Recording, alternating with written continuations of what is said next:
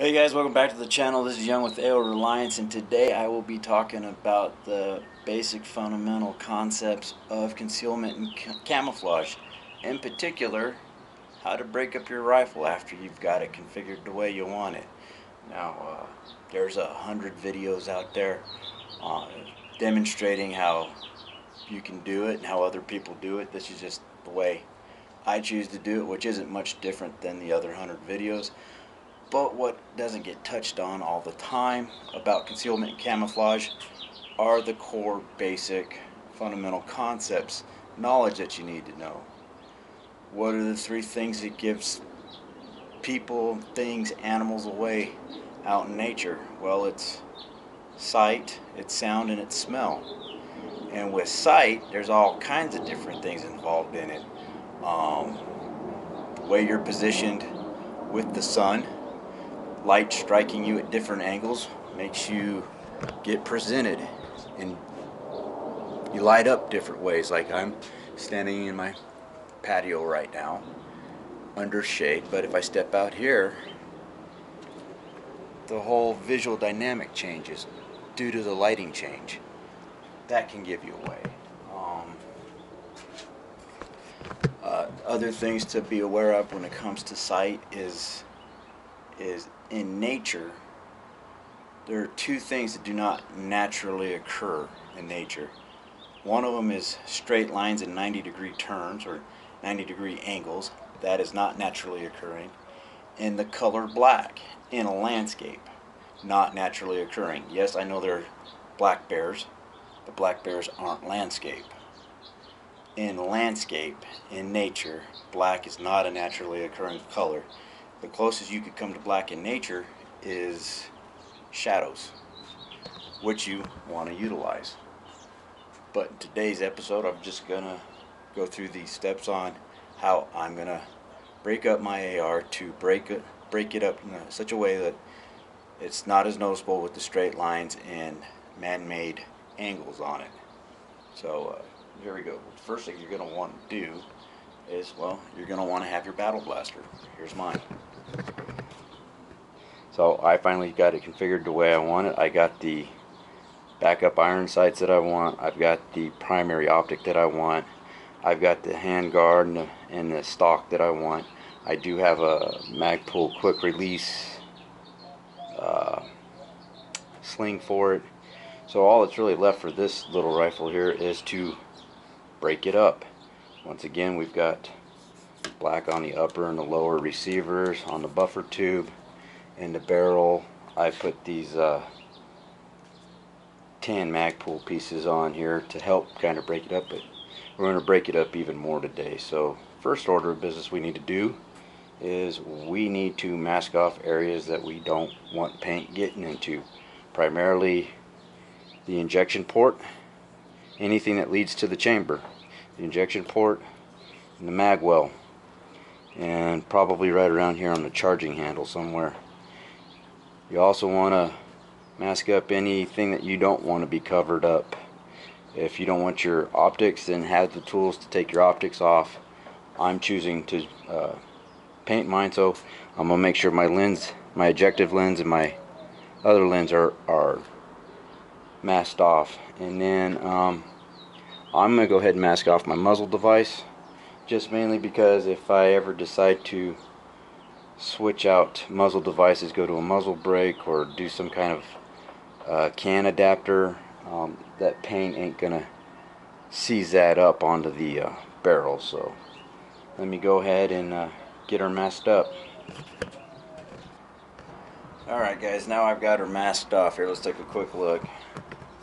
I went ahead and got the injection port, I got the bottom of the mag well, got around the trigger. I was going to try to do something around the charging handle, but I think that's about as good as it's going to get. I don't think any paint's going to get inside the chamber that way. I also masked the little peephole on my iron sight and my iron pin along with my muzzle device. These are all areas that I did not want paint getting into, so I masked them off. The rest of it I'm okay with. Now there's several different ways been demonstrated over the years how to do this. You can do a two-color macro type of pattern where you do diagonal stripes of one color, and then you come in with another color and fill in the spaces in between it.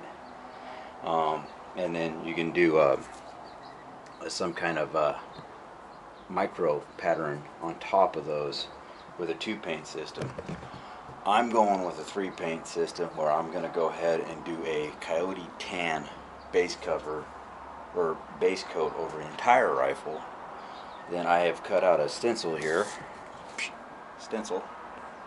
that I will use this darker brown to break up the khaki a little bit. And then I will go ahead and use this laundry bag material here to do some more of an olive kind of snake print to it. Now, where I live, we've got a lot of brown, a lot of khaki, and we do have a lot of green in the Southwest desert. So this pattern will pretty much work for me in 90% of the areas I go to in the world. About the only place it won't is anywhere that's like the Arctic, where it's all snow all the time, no vegetation. This would probably stick out a little bit, but I don't ever plan on being in the Arctic, so I'll be alright with this paint job. But I'm doing a 1 coyote base, then I'm going to stencil in some brown, and then I'm going to do an olive kind of snakeskin pattern on it. So I'll go ahead and set the camera down and get my base coat put on. Alright guys, so I got done putting the my base coat, or what I'm going to call my base coat, on there, which was that solid khaki. And here's what here's what it looks like right now. So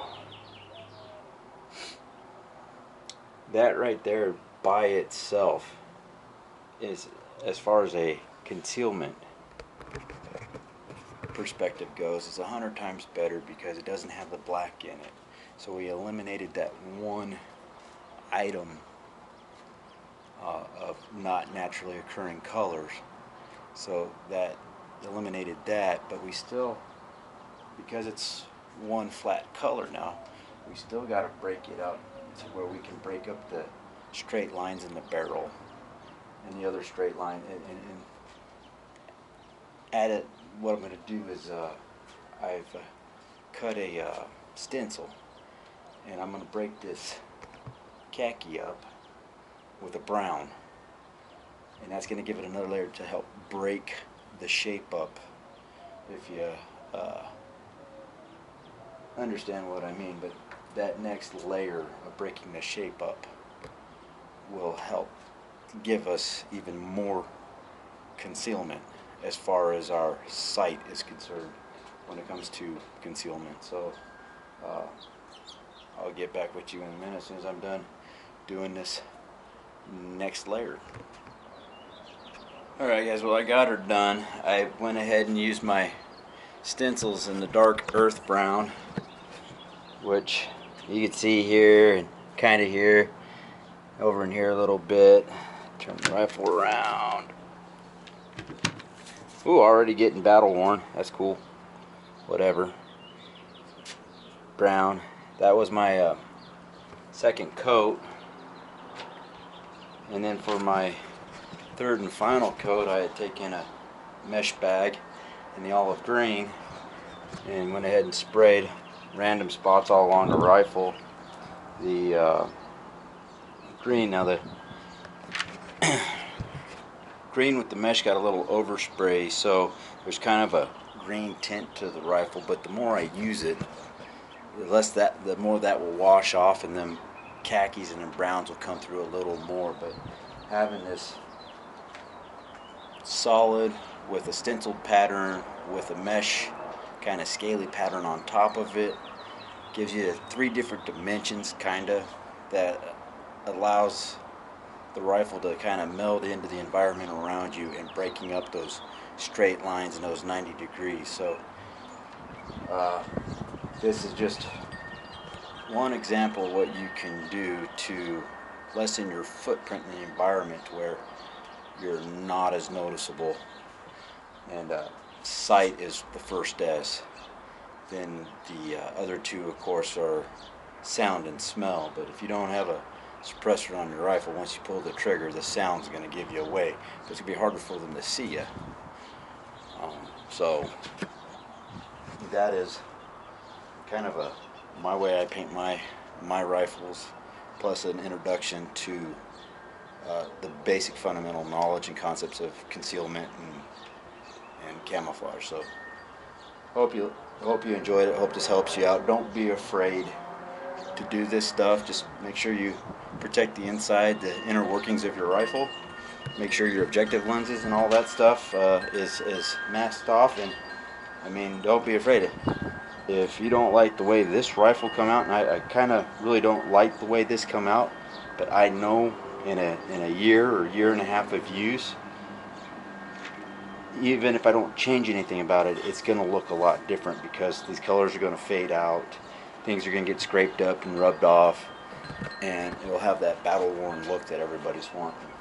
If you really want a battle-worn look, and you're between the ages of 18 and 32, just march down to your local Marine Crew recruiter's office, ask them if you'd like to enlist as a 0331, and they'll give you all the battle-wearing experience you can handle.